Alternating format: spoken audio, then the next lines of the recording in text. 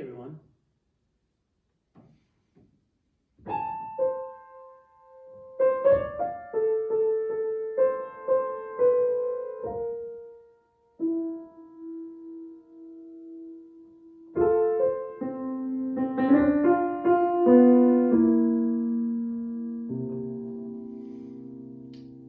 Today, the theme that is showing up is the theme of space, creating physical space. I've talked about this before. I feel like I did a post about this when I was sitting over in that part of the room when the piano was in a different portion of the room. But something that's been, so I joined a writing kind of program today. It's not even really a workshop. It's like a online, basically kind of gives you a ladder to climb in terms of writing copy for a business, which is something that I'm, seems like it would be useful for me right now. And so I signed up for that, and the first assignment was write and describe your ideal writing space. And my office, which you've never seen and you will not see until it looks substantially better than it does now, is a total mess. And so it was a perfect writing prompt to say, well, what would this look like ideally? It inspired me to think about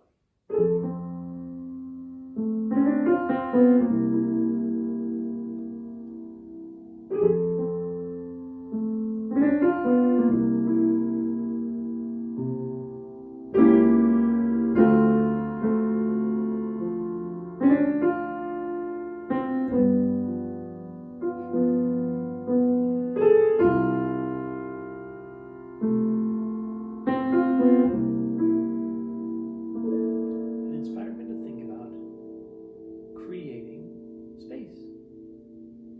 And it never ceases to amaze me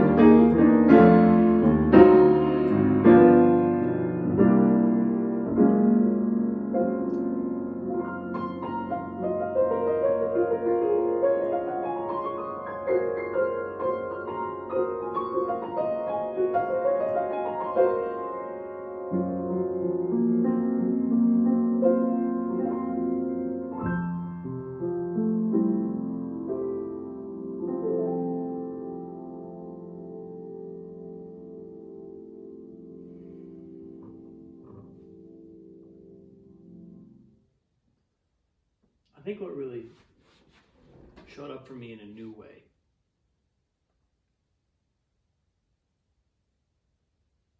something I've been aware of, funny enough, as I think about it. It's something I know, and I've watched colleagues and students and people really thrive by adopting this perspective. But what it's coming through is that creating space for creative work is actually the creative work. And that's something that for me takes a little I have to sort of remind myself, because my office looks like hell, and it's looked like that ever since we moved in. And for a while I had the excuse, well, I really just don't have time, I really just don't have the hours to dig into this and get it all organized.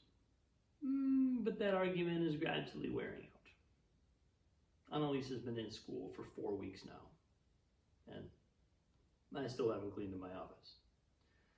So, but what's really kind of showing up, and that's why it was so funny to start this writing program and have the first prompt be, what would your ideal space look like? Because it was like inviting me to do, it's like, remember, look to your right, look at the boxes. Clearing that space and creating the space is actually the creative work. And we've done a bunch of work on the house this week, and I think that's also why it's kind of resonating with me, this whole idea. But it feels really important to recognize that, and it's almost like I get to allow myself to make a beautiful space. I get to allow myself to not just kind of put my nose to the grindstone in what feels like the work, but actually create the womb of the work, so to speak, the container in which it's going to be gestating and born ultimately, right? That's what the space of a house is, or the space of an office, or the space of a studio. It's a place where you're going to give birth. Shouldn't it be a beautiful space? Shouldn't it be a space that's worthy of that? So I think that's what's coming through for me today. Allowing myself the freedom, allowing myself to let go and connect with the space around me. Actually maybe put a writing assignment down, or an imperative to fix something. My cabaret, I'm going to do my cabaret from this piano. What do I want the space of the cabaret to be? I don't know. Just my piano with my blank walls? I don't know. There's something that I'm being invited into, and I think I'm just kind of clocking it for today. There's something that it's being drawn out of me. It's being requested of me. So I offer that to anyone else for whom creating a space, opening a space, caring for a space, nurturing a space might feel important right now. So much love, folks. Thanks for watching.